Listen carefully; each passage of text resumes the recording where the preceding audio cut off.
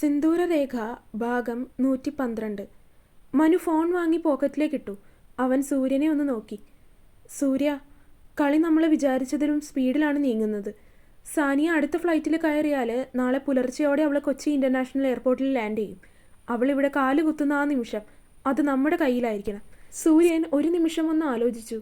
പിന്നീട് തൻ്റെ IPS power പുറത്തെടുത്തുകൊണ്ട് phone എടുത്തു. ആരോടൊക്കെയോ വിളിച്ച് അവൻ എന്തൊക്കെയോ സംസാരിക്കുന്നത് മനു നോക്കി നിന്നു. യെസ് മാനവ്, സിറിലിൻ്റെ മകൾ സാനിയയുടെ പേരിൽ കള്ളപ്പണം വെളുപ്പിക്കലിനും ഡാറ്റ ചോർത്തലിനും ലുക്കൌട്ട് നോട്ടീസ് പുറപ്പെടുവിക്കാനായിട്ട് ഞാൻ ഇപ്പോൾ തന്നെ എയർപോർട്ട് സെക്യൂരിറ്റിക്ക് ഓർഡർ കൊടുക്കാം. അവൾ എമിഗ്രേഷൻ ക്ലിയറൻസ് കഴിഞ്ഞ് പുറത്തേക്ക് ഇറങ്ങുമ്പോൾ എൻ്റെ ഷാഡോ ടീം അവളെ പൊക്കിക്കോളും. പക്ഷേ സിറിൽ സാർ, അയാൾ ലണ്ടനിൽ നിന്നല്ലേ വരേണ്ടത്. അയാളെ എങ്ങനെ ഇങ്ങോട്ട് എത്തിക്കും? മനു പതുക്കെ നടന്ന് ആ കസേരയിൽ കെട്ടിയിരിക്കുന്ന സാമുവൽ സിറിലിൻ്റെ അരികിലേക്ക് ചെന്നു. അവൻ്റെ കയ്യിലെ മൂർച്ചയുള്ള സർജിക്കൽ കത്രിക സാമുവലിൻ്റെ നെറ്റിയിൽ പതുക്കെ മുട്ടിച്ചവൻ പറഞ്ഞു, അതിന് ഇവൻ തന്നെ ഒരിക്കൽ കൂടി ഫോൺ ചെയ്യണം. തൻ്റെ പ്രിയപ്പെട്ട മകള് കൊച്ചി എയർപോർട്ടിൽ വെച്ച് അറസ്റ്റ് ചെയ്യപ്പെട്ടു എന്ന് സാമുവൽ വിളിച്ച് പറയുമ്പോൾ ലണ്ടനിൽ ഏത് മാളത്തിൽ ഒളിച്ചിരിക്കുവാണെങ്കിലും ആ വൃദ്ധൻ ഈ ഗോഡൗൺ ലക്ഷ്യമാക്കി ഓടിയെത്തും. കാരണം ഈ സാമുവലിനെ പോലെ വിവരദോഷിയല്ല സിറിൽ. തൻ്റെ മകൾ പോലീസിൻ്റെ കയ്യിൽ അകപ്പെട്ടാൽ തങ്ങളുടെ പഴയ അവയവക്കടത്തിൻ്റെ ഫയലുകൾ കൂടി പുറത്താകുമെന്ന് അയാൾക്ക് നന്നായിട്ടറിയാം. ഭയം കൊണ്ട് സാമുവലിൻ്റെയും അമ്മാവിൻ്റെയും ഉമിനീരിറങ്ങുന്ന ശബ്ദം ആ നിശബ്ദമായ ഗോഡൗണിൽ വ്യക്തമായിട്ട് തന്നെ കേൾക്കാമായിരുന്നു. ഉണ്ണി, മനു ഉണ്ണിയെ നോക്കി വിളിച്ചു. നീ വീട്ടിലേക്ക് പൊക്കോ. അവിടെ അമ്മവും അമ്മമാരും ഒക്കെ ഒറ്റയ്ക്കാണ്. അവളുടെ അവസ്ഥ എന്താണെന്ന് എനിക്കറിയണം. പിന്നെ എനിക്കിപ്പോൾ ഇവിടെ നിന്ന് മാറി നിൽക്കാൻ പറ്റുന്ന സാഹചര്യമല്ല. നോ, അമ്മവും അമ്മയും ഒക്കെ ഇപ്പോൾ എന്നെ കാണാതെ ടെൻഷൻ അടിച്ചിരിക്കുമായിരിക്കും. അവരെ ഞാൻ വിളിച്ചോളാം. എങ്കിലും നീ വീട്ടിലേക്ക് പോയി കഴിഞ്ഞിട്ട് അവിടെ തന്നെ നിന്നാൽ മതി. പുലർച്ചെ ഈ ബിൽഡിങ്ങിലേക്ക് 2 അതിഥികൾ വരാനുണ്ട്. അവരെ സ്വീകരിക്കാൻ ഞാനിവിടെ കാണണം. ഏട്ടാ, പക്ഷേ എനിക്കെന്തോ പേടിയാവുന്നു. ഉണ്ണിയുടെ ശബ്ദം ഭയത്തോടെ വിറച്ചു. കാരണം തൻ്റെ ഏട്ടൻ ഇന്ന് വരെ താൻ കാണാത്ത രീതിയിലുള്ള ഭാവങ്ങളിലും രീതികളിലുമാണ് ഉണ്ണി ഇപ്പോൾ കണ്ടുകൊണ്ടിരിക്കുന്നത്. തീർത്തും വന്യവും ഇതുവരെ ഒരു പരിചയവുമില്ലാത്ത രീതിയിലാണ് അവൻ പെരുമാറിക്കൊണ്ടിരുന്നത്.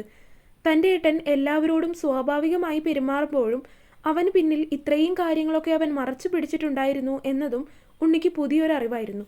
അതുകൊണ്ട് തന്നെ എല്ലാ കാര്യങ്ങളും അക്സെപ്റ്റ് ആവാനായിട്ട് ഉണ്ണിക്ക് അല്പം സമയം വേണം എന്ന പോലെ തോന്നി.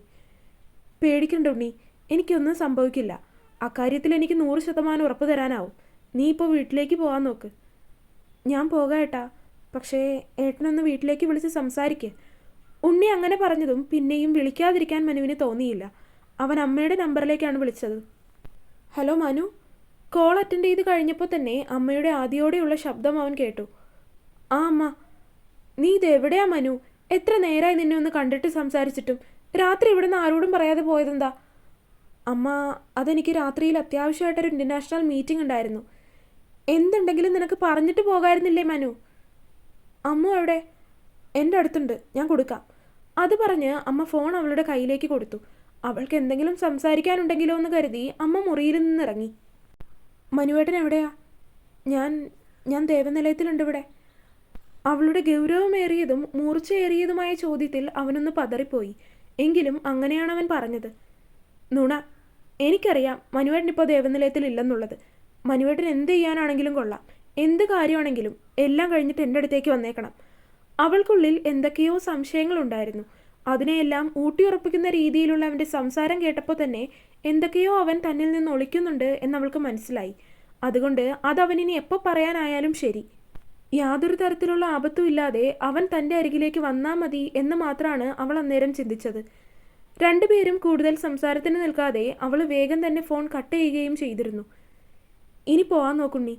മനുവിൻ്റെ സംസാരം കഴിഞ്ഞതും വീണ്ടും അവൻ പറഞ്ഞതും ഉണ്ണി മറുത്തൊന്നും പറയാതെ ഗോഡൗണിൻ്റെ പുറത്തേക്ക് നടന്നു. സമയം പുലർച്ചെ 4 മണി. കൊച്ചി എയർപോർട്ടിൻ്റെ അറൈവൽ ടെർമിനലിൽ കനത്ത സുരക്ഷയായിരുന്നു സൂര്യൻ ഏർപ്പെടുത്തിയിരുന്നത്. അമേരിക്കയിൽ നിന്നുള്ള ഫ്ലൈറ്റ് ലാൻഡ് ചെയ്ത വിവരം അനൗൺസ് ചെയ്തതും സൂര്യൻ്റെ ഫോണിലേക്ക് മെസ്സേജ് വന്നു.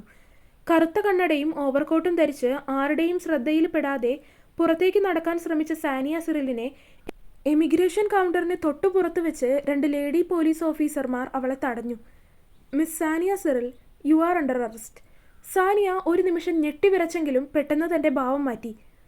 What nonsense! എന്ത് ധൈര്യത്തിലാണ് നിങ്ങൾ എന്നെ തടയുന്നത്? എൻ്റെ ഡാഡി ആരാണെന്ന് നിങ്ങൾക്കറിയാമോ? തടഞ്ഞു വെച്ചിരിക്കുന്ന ലേഡി പോലീസുകാരെ തള്ളി നീക്കാൻ ശ്രമിച്ചുകൊണ്ടായിരുന്നു അവളത് പറഞ്ഞത്. അപ്പോഴേക്കും പുറകിൽ നിന്ന് സൂര്യൻ പതുക്കെ നടന്നു വന്നു. നിന്റെ ഡാഡി സിറിൽ സാറിനെ നന്നായി അറിയാവുന്നത് കൊണ്ട് തന്നെയാണ് സാനിയ ഈ അറസ്റ്റ്. മിസ്റ്റർ അനന്തൻ നായർ വഴിയായിട്ട് നീ നടത്തിയ കള്ളപ്പണത്തിൻ്റെ ഇടപാടുകളുടെയും ഡോക്ടർ മാനവർമ്മയുടെ ഹോസ്പിറ്റലിൽ നിന്ന് നീ ചോർത്തിയ പേഷ്യൻ്റ് ഡീറ്റെയിൽസിൻ്റെയും കൃത്യമായ തെളിവുകൾ ഞങ്ങളുടെ കയ്യിലുണ്ട്. സൈലൻ്റായിട്ട് കൂടെ പോരുന്നതാണ് നിനക്ക് നല്ലത്. അല്ലെങ്കിൽ ഇതൊരു എയർപോർട്ടാണ്. ചുറ്റുമുള്ളവർ ഇതറിഞ്ഞാൽ നാളെ വാർത്തയാകും, കേസ് വലുതാകും, പ്രശ്നം ഗുരുതരമാകും. സാനിയുടെ മുഖത്തെ ദേഷ്യം മാറി. അവൾക്ക് മനസ്സിലായി, തങ്ങൾ വിരിച്ച വലയിൽ തങ്ങൾ തന്നെയാണ് കുടുങ്ങിയിരിക്കുന്നത്. അവരുടെ കൂടെ പോകുകയെന്നല്ലാതെ തനിക്കിപ്പോൾ രക്ഷപ്പെടാൻ മറ്റൊരു വഴിയുമില്ല എന്നവൾക്ക് മനസ്സിലായി. ആ തിരിച്ചറിവിൽ അവൾ ഒന്നും മിണ്ടാതെ അവർ പറഞ്ഞതനുസരിച്ച് അവരുടെ കൂടെ നടന്നു നീങ്ങി. അതേസമയം ഗോഡൌണിൽ മനു ഒരു വലിയ ക്യാൻവാസിന് മുന്നിൽ ഇരിക്കുകയായിരുന്നു. കൈകളിൽ ബ്രഷും ചുവന്ന പെയിൻറ്റും. അവൻ ആ ക്യാൻവാസിൽ വരച്ചുകൊണ്ടിരുന്നത് മറ്റൊന്നും ആയിരുന്നില്ല. നല്ല ഭംഗിയായി സാരി ഉടുത്ത് വടിവൊത്ത രീതിയിൽ നിൽക്കുന്നൊരു സ്ത്രീ.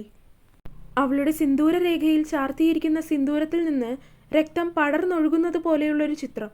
അത് വരച്ചുകൊണ്ടിരിക്കുമ്പോൾ ഓരോ തവണ ബ്രഷ് ചലിപ്പിക്കുമ്പോഴും അവൻ്റെ മനസ്സിൽ സംസ്കൃതിയുടെ മുഖവും നഷ്ടപ്പെട്ട കുഞ്ഞിൻ്റെ ഓർമ്മയും വന്ന് അലതല്ലി. അതിനനുസരിച്ച് അവൻ്റെ കയ്യിലിരിക്കുന്ന ബ്രഷ് ചുവന്ന ചായത്തിൽ വീണ്ടും അമർന്നുകൊണ്ടിരുന്നു.